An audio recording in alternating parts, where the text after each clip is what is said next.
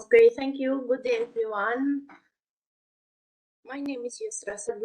My presentation is titled The Roles of Instructors and Learners in an Online Environment. So let's start. I want to keep my presentation short as requested, and my roadmap comprises the following items: introduction, definition of online education, the roles of learners and instructors in an online environment during the 4 phases of engagement, limitations of online education, conclusion, and references. So let's start by the introduction.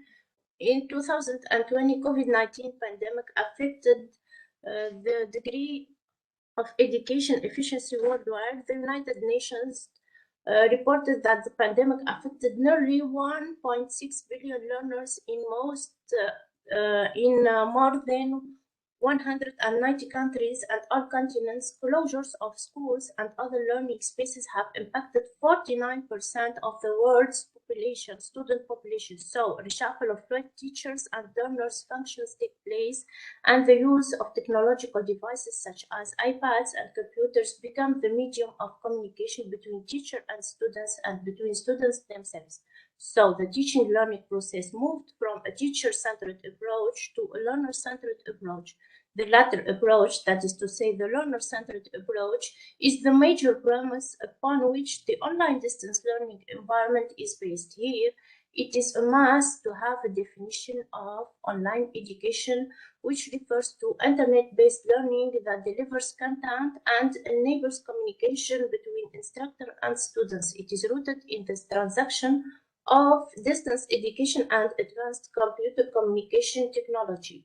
Nowadays, as we know, the rapid and easy access to the internet worldwide paves the way for online teaching and learning to take place, either through a learning management system such as Blackboard or Canvas, or through video-based conferencing system as in Zoom or WebEx, as is the case. So, the roles of instructors and learners in an online environment, and here we have 4 phases of engagement, which are taken from the framework developed by Conrad and Donaldson 2011.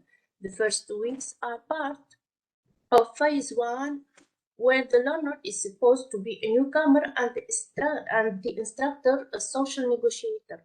This is some sort of introductory sessions where learners are helped by the teacher to be acquainted with one another. So setting up the first phase effectively paves the way for success for the rest of the engagement online phases. The third and fourth weeks belong to the second phase, where the instructor plays the role of structural engineer who organizes and facilitates the growth of the learner as co-operators.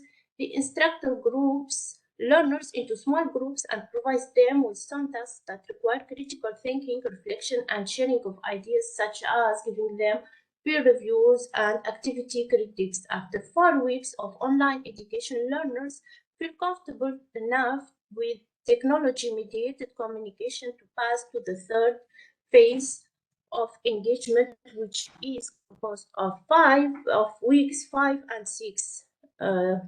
The instructor is actually a facilitator. Learners are collaborators. Interactions in this phase are not only one way from the teacher to the students as in the first 2 phases, but they are from students themselves. Teachers learn to vanish, so to speak, and let students organize activities, work on it, present them, and as a result collaborate, and they play the role of instructing one another. During the 4th phase of online engagement, which ranges from the 7th to the 16th week, learners become initiators and partners with teachers, become members of the training community and the challengers. As a matter of fact, during the 3 previous phases, students will have developed a learning toolbox which they deploy in their learning, including the ability to be self-driven and the ability to self-learn. However, there is no denying that teachers do play a role in helping their students maximize their self-learning or independent learning potential. The skills actually that make up autonomous learning are skills. Having students with self-sufficiency attitude plays a towering role in how much they can learn. Indeed, Platov and Brad state that when the instructor says this appropriately, the virtual student begins to understand his or her individual learning process depends on participation and commitment of the students in between and in groups. Students learn to use each other as valuable and valid sources of knowledge, and they learn to present themselves and to each other as such. This is a far cry from the situation where knowledge is vertically, that is the traditional way, presented in top-down fashion.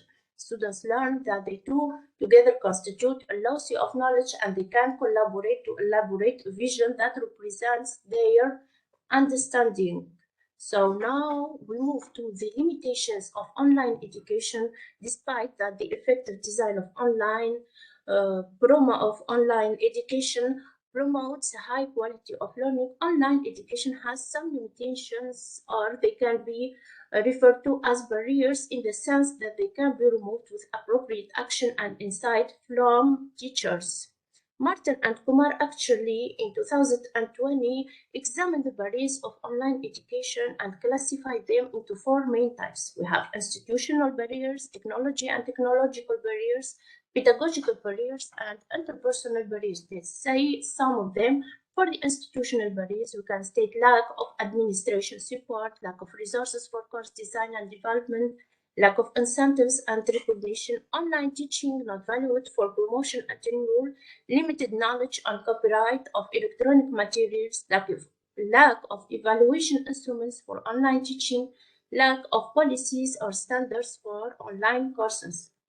Technology and technological barriers include lack of training on technology skills, frequent technological problems, lack of technical support, rapidly changing software or delivery systems, concern of access to students, and privacy and security concerns. For the pedagogical barriers, we have lack of training on online teaching, lack of instructional design for online learning, creating accessible instructional material, perception of quality in online courses, increased time for grading and feedback, and poorly designed online courses. For the fourth type of barrier, we have the interpersonal ones, lack of personal relationship with the students and faculty members, faculty motivation, resistance to innovation, personal anxiety with online technologies, lack of peer interaction, and student self-regulation in completing online activities. It sounds evident from these barriers that there exist two types of instructors and two types of educational administrators, as well as two types of learners. For example, the lack of incentives and recognition, the online teaching not valued for promotion and tenure, the lack of training on technological skills. I have just stated that the lack of training on online teaching, the lack of instructional design for online learning, the resistance of innovation, and the personal anxiety with online technology contribute to having teachers and educational administrators who prefer the traditional teaching mode and others who prefer the online commitment. This is also evidenced by Simonson, whose recent study of educational administrators revealed that the majority of them had been engaged to learning and teaching only traditionally. Students can also be classified into two categories. There are those who are teacher dependent. These students expect their full learning experience to be mediated and organized by the teacher. They are happy with what the curriculum and learning activities provide, and they do not venture and register self-engineer learning gains. Conversely, there are learners who are independent, self-motivated, and their learning may use the teacher as an additional source of information and a mere organizer of learning. The students take charge of their learning tasks and consider themselves responsible for their learning. For lack of a better word, the students may be labeled as entrepreneurial learners. Moving on to the conclusion, teachers, as we all know, play pivotal roles either in being sages on the stage, as in the traditional ways of teaching, or in being guides on the side, as in the online the current movements of learning and the online one recently. Overall, teachers do not only facilitate learning, they also change learners' emotions, that is to say, who they are and their cognitions, what they know. As we all know, teachers change our lives for better. And I want to thank you. Before that, these are the references from which information in this presentation is taken. These references, this one, the rest of the list. And I want to thank all of you. Thank you so much.